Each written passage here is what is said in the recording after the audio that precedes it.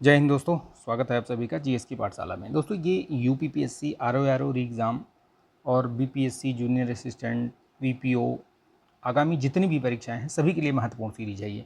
ठीक है, ये पर्यावरण एवं पारिस्थितिकी का सार वाला वीडियो है ये। ठीक है, घटना चक्र जीएस दृष्टि का ये पीडीएफ है बेसिकली। ठीक, ये इसका 10वां भाग है। इसके पहले 9 ऑलरेडी मैंने अपलोड कर दिए हैं। पूरी प्लेलिस्ट बनी हुई है, अगर आपने नहीं देखा है क्रमबद्ध तरीके से देखिए, बहुत अच्छे तरीके से समझ में आएगा।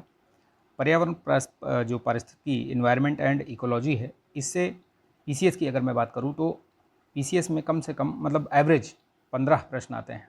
हो सकता है 1-2 प्रश्न आगे पीछे। ये 15 प्रश्न आप बड़े आराम से कर सकते हो। इसमें बहुत ज़्यादा मतलब कठिनाई नहीं होती है।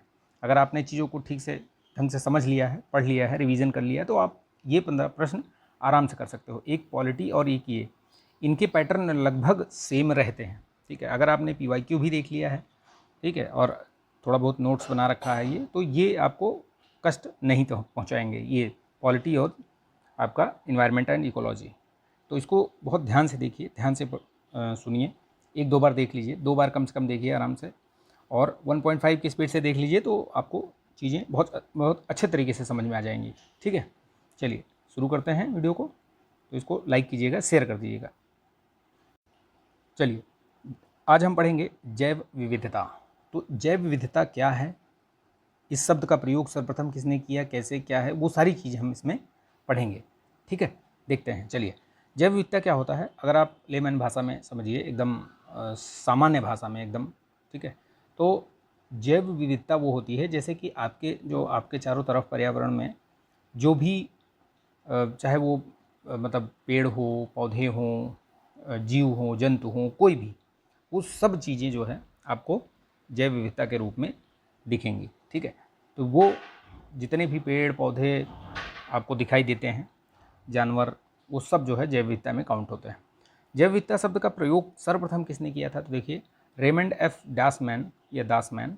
प्रारंभ में इन्होंने अंग्रेजी शब्द बायोलॉजिकल डाइवर्सिटी के रूप में 1968 में इसको अपनी पुस्तक, इनकी जो पुस्तक है a different kind of country, ये पुस्तक का नाम भी याद रखिएगा। इसके लेखक दासमैन ही हैं, ये रेमंड एफ डासमैन, इनका नाम याद रखिएगा। तो सर्वप्रथम इन्होंने यूज़ किया बायोलॉजिकल डाइवर्सिटी। ठीक, आगे जो है WG रोसन, इनका भी नाम इसके साथ जुड़ता है।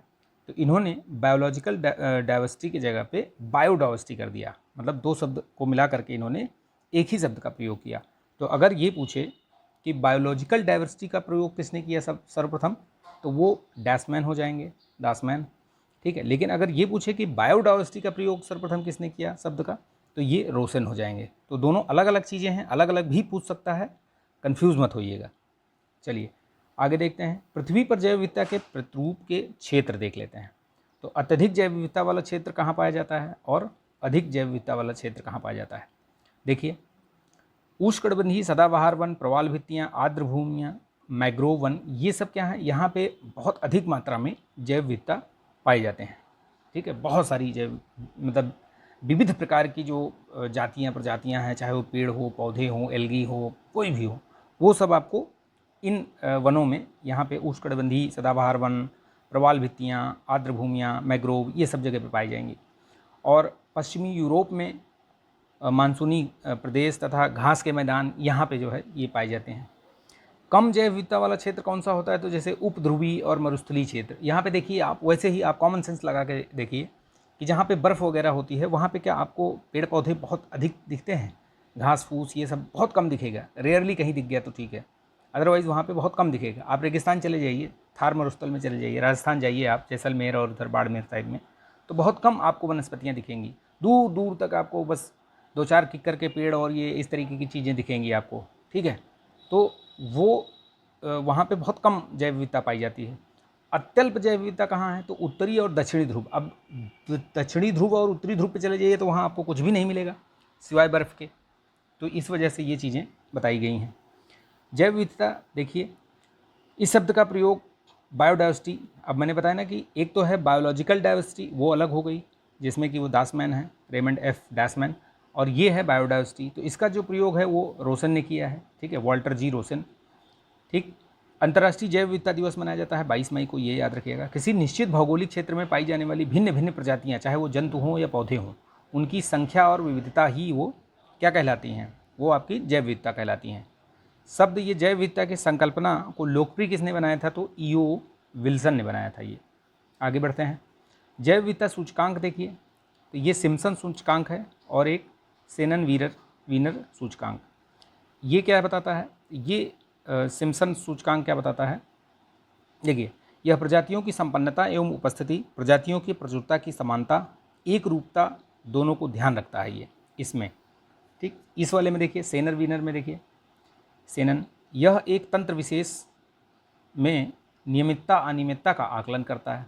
दोनों अलग अलग हैं, तो ये पूछ सकता है। ये नियमता अनियमितता ये बताएगा, नियमितता और अनियमितता सेनन बताता है, और जो सिम्पसन वाला है वो वहाँ पे प्रजातियों की संपन्नता उपस्थिति ये सब बताता है, कितनी हैं वो, कैसे हैं, क्या है। 29 दिसंबर को यहाँ पे देखिए एक चीज़ छूट गया था, अंतर्राष्ट्रीय जैव विविधता दिवस ये पूछता है ये, तो ये याद रखिएगा 22 जो मई है उसको, उस दिन अंतर्राष्ट्रीय जैव विविधता दिवस मनाया जाता है। अंतर्राष्ट्रीय जैव विविधता दिवस ये 29 दिसंबर को विश्व के कई देशों द्वारा इसको घोषित किया गया। 22 मई को ये यूएन के द्वारा इसको घोषित किया गया है। वैसे कई देश 29 दिसंबर को भी मनाते हैं, तो इस वजह से अलग अलग भी है। ठीक है, परीक्षा उपयोगी दृष्टि देख लीजिए। क्षेत्र विशेष में उपस्थित प्रत्येक जीव के प्रत्येक प्रजाति के सदस्यों की सापेक्षिक उपलब्धता जो होती है, रिलेटिव एविडेंस, ये क्या कहलाती है, ये समता कहलाती है। किसी क्षेत्र में उपस्थित प्रत्येक प्रजाति के सदस्यों की सापेक्षिक उपलब्धता समता कहलाती है। यानी कि एक ये प्रजाति हो गई, ठीक, और एक ये प्रजाति हो गई, ये वाली, तो इनके एक दूसरे की ये जो सापेक्ष उपलब्धता है वो क्या कहलाएगी, समता। जैसे जैसे हम भूमध्य रेखा से ध्रुवों की ओर बढ़ते हैं, प्रजाति विविधता होती है तो कम होती जाती है। जैसा कि अभी आपने देखा कि अगर आप ध्रुवों पर पहुंच जाएंगे तो यहाँ पे बिल्कुल मतलब जीरो, ठीक है, जैव विविधता पाई जाएगी। जैव विविधता का आकलन करते समय ध्यान में रखने योग्य दो प्रमुख कारक कौन कौन से हैं, तो एक तो प्रचुरता या समृद्धता, और दूसरी क्या है, वो समता, ये वाली समता। जैव विविधता के जनक किसको माना जाता है, तो ये एडवर्ड ओ विल्सन। 3 चीज़ें मैंने बताई आपको। पहला तो बताया कि बायोलॉजिकल जो डाइवर्सिटी है वो किसने किया, तो वो रेमंड एफ डैशमैन ने किया। ठीक, दूसरा है बायोडाइवर्सिटी, तो वो रोजन ने किया, रोजन ने बताया उस शब्द को। और तीसरा अगर ये पूछे कि जैव विविधता के जनक कौन है, तो एडवर्ड ओ विल्सन, तीसरी चीज़, ठीक है, एडवर्ड ओ विल्सन। तो ये तीनों अलग अलग चीज़ें हैं, याद रखिएगा, बहुत कन्फ्यूज़न होता है, आप गलत कर जाएंगे, तो इसलिए बहुत ध्यान से इसको नोट कर लीजिएगा। उष्ण और गर्म जलवायु में रहने के लिए सर्वश्रेष्ठ स्थान माने जाते हैं, तो अनियत तापी प्राणियों के लिए, जो तितली आदि इन सब के लिए, जहाँ पे इनके लिए ये सही रहता है। चलिए आगे बढ़ते हैं। जैव विविधता का प्रकार देख लेते हैं, कितने प्रकार की होती है। तो मोटे मोटे तौर पे एक तो आनुवांशिक जैव विविधता होती है, एक होती है प्रजाति, एक होती है पारितंत्र या सामुदायिक जैव विविधता। आनुवांशिक जैव विविधता क्या है, तो किसी प्रजाति के जीन स्तर पर पाई जाने वाली विविधता जो है वो क्या कहलाती है, जीन स्तर पर जो विविधता पाई जाएगी वो आनुवांशिक कहलाएगी। प्रजाति में क्या है, प्रजाति में किसी पारितंत्र में पाए जाने वाले विभिन्न जीवों की विविधता, इसे वास्तविक जैव विविधता कहते हैं। यानी कि एक पारितंत्र में आप देखिए, अगर आप कोई पारितंत्र देखिए, उसमें जितनी भी प्रकार की प्रजातियां पाई जाएंगी जीवों की, वो एक्चुअल जो है वही उसको जैव विविधता कहा जाता है। एक भौगोलिक क्षेत्र में पाए जाने वाले विभिन्न प्रकार के पारितंत्र के स्तर पर, यानी कि एक तो पारितंत्र में जैव विविधता होती है, और एक होता है ऐसा भौगोलिक क्षेत्र जिसमें कई पारितंत्र हों, कोई तालाब हो, कोई मैग्रोव हो, कोई कुछ हो, एक ही जगह पे हो, सब झील हो, है ना, तो वो सब पारितंत्र है। पहले बता चुका हूँ मैं ये। जैसे कुत्ते की आनुवांशिक जैव विविधता बहुत सारे पाए जाते हैं, प्रजाति जैव विविधता, ये पारितंत्र में जैव विविधता, ये इस तरीके से। जैव विविधता का मापन कैसे होता है, देखिए, तो 3 प्रकार होता है, एक अल्फ़ा, बीटा और एक गामा। अल्फ़ा क्या है, देखिए, एक ही पारितंत्र में अलग अलग प्रजातियों की कुल संख्या वो क्या कहलाती है, आपकी अल्फ़ा। पूछता है ये, बहुत ध्यान से समझिएगा। एक ही जो पारितंत्र में अलग अलग प्रजातियाँ जितनी भी हैं उनकी कुल संख्या अल्फ़ा कहलाती है।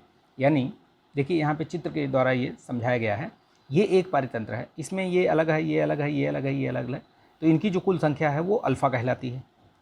बीटा क्या है, किन्हीं दो अब यहाँ पे एक ये हो गया पारतंत्र, एक ये हो गया, इनके पारिस्थितिकी तंत्र में जीवों की संख्या में बदलाव को मापता है। इस बदलाव में कुछ जीव और वनस्पति समान और अलग हो सकते हैं, यानी कि यहाँ इसमें और इसमें दोनों में भाई कुछ चीज़ कॉमन भी हो सकती है, कुछ अलग भी हो सकते हैं, तो वही चीज़ है।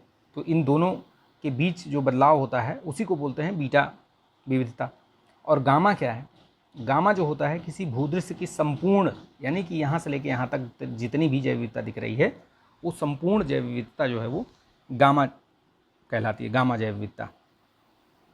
NCMB क्या है ये, इसका पूरा नाम देखिए, national centre for marine biodiversity. बहुत पूछा जाता है, मतलब मुझे लगता है कि कई बार पूछा गया है। जामनगर गुजरात में है ये मरीन डाइवर्सिटी, याद रखिएगा। सार्वजनिक और निजी क्षेत्र की भागीदारी PPP से गठित होने वाला भारत का पहला ये अनुसंधान संस्थान है। समुद्री तटीय क्षेत्र में स्थित जैव विविधता की ये सुरक्षा के लिए बनाया गया है, ये याद रखिएगा। जैव विविधता की प्रवणता कैसे करते देखते हैं हम लोग।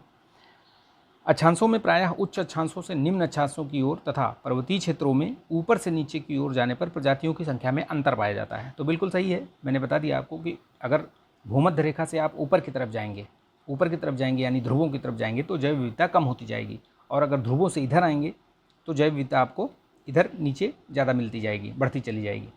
परीक्षा भी कुछ दृष्टि देख लीजिए। बीटा विविधता जो है उच्च होने का अर्थ क्या होता है, तो विभिन्न आवासों की प्रजातीय संगठन में कम समानताएं हैं, वो बीटा का मतलब होता है। एक क्षेत्र विशेष में उपस्थित विभिन्न प्रकार की प्रजातियों की कुल संख्या की गणना क्या कहलाती है, तो समृद्धता या प्रचुरता कहलाती है। जैव विविधता का महत्व क्या है भैया, तो बहुत महत्व है। देखिए इसके कई महत्व हैं। एक तो सांस्कृतिक महत्व क्या है, मनोरंजन, सांस्कृतिक मूल्य। आर्थिक महत्व देख लो, खाद्य रेशे, ईंधन, औषधि की लकड़ियाँ, ये सब ठीक है, सजावटी पौधे, फसलों में सुधार, प्रजनन सामग्री, भावी संसाधन, पर्यटन, ये सब है आर्थिक।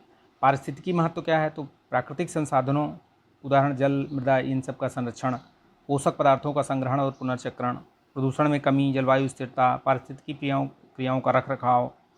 वैज्ञानिक महत्व देखिए, तो वैज्ञानिक महत्व क्या है कि हाइब्रिडाइजेशन से हेतु विस्तृत जीन पूल की उपलब्धता, जैव प्रौद्योगिकी हेतु महत्वपूर्ण। तो ये सब जो है आपकी जैव विविधता के महत्व हैं। ये कई बार हो सकता है कि मेंस में पूछ ले, ये मेंस में पूछ सकता है इस तरीके का प्रश्न कि जैव विविधता क्या होती है, जैव विविधता के महत्व को समझाइए, 8 नंबर में पूछ लेगा। तो ये सारे पॉइंट्स याद रखिएगा आप लोग। जैव विविधता हॉटस्पॉट क्या है, ऐसे समृद्ध जैव विविधता वाले क्षेत्र जहाँ जातियों की प्रचुरता और स्थानिक एंडेमिक प्रजातियों की अधिकता पाई जाती है। स्थानीय प्रजातियाँ वहाँ पे अधिक पाई जाती हैं, लेकिन साथ ही इन जीवों के अस्तित्व पर निरंतर संकट भी बना हुआ है। मान लीजिए कोई क्षेत्र है, यहाँ पे एक कोई पारतंत्र है, वहाँ पे बहुत सारी प्रजातियाँ स्थानिक पाई जाती हैं, लेकिन ऐसा भी हो रहा है कि उनका बड़ा मतलब तेज़ी के साथ उनका वहाँ पे विनाश भी हो रहा है। तो ऐसे जगहों को, ऐसे प्लेसेस को ये बायोडाइवर्सिटी हॉटस्पॉट बोलते हैं। किसी स्थान की जैव विविधता हॉटस्पॉट के रूप में अर्हता के लिए क्या मानदंड होते हैं, तो 2-3 मानदंड है।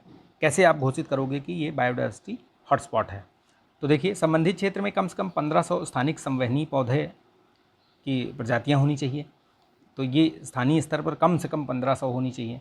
फिर इस क्षेत्र में मूल जो वनस्पतियों को कम से कम 70% यहाँ पे वो नष्ट हो चुकी हों, अर्थात या फिर वो संकटग्रस्त हों, तब उनको आप कह सकते हो ये हॉटस्पॉट। भारतीय जैव विविधता की विलक्षणता के मानक क्या हैं, तो मानक देखो, जैव विविधता के संदर्भ में भारत विश्व के 10 एवं एशिया के 4 शीर्ष देशों में आता है, यानी कि 10वां नंबर इसमें है और यहाँ पे 4था नंबर आता है एशिया में। विश्व का मात्र 2.4% भूभाग होने के बावजूद भारत में वैश्विक प्रजातिगत जो विविधता है वो लगभग 7 से 8% है। ये मेंस के पॉइंट हैं, ये सब इनको आप नोट कर लीजिएगा, मेंस में लिखने के काम आएगा। विश्व के जो 17 मेगा डाइवर्सिटी वाले देश हैं उनमें से भारत एक है, ये भी याद रखिएगा। 17 हैं, उनमें से भारत एक है।